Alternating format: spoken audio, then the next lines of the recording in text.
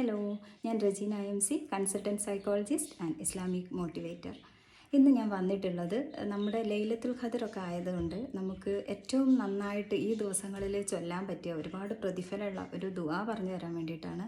എല്ലാവർക്കും അറിയുന്നുണ്ടായിരിക്കാം, എന്നാലും നമ്മളതൊന്നും കൂടെ പറയുമ്പോൾ ചിലപ്പോൾ മറന്നു പോയിട്ടുണ്ടെങ്കിലോ അല്ലെങ്കിൽ നമ്മുടെ മൈൻഡിൽ അത് വന്നിട്ടില്ലെങ്കിലോ ഒന്നുകൂടെ ഓർമ്മിപ്പിക്കാൻ വേണ്ടി മാത്രം.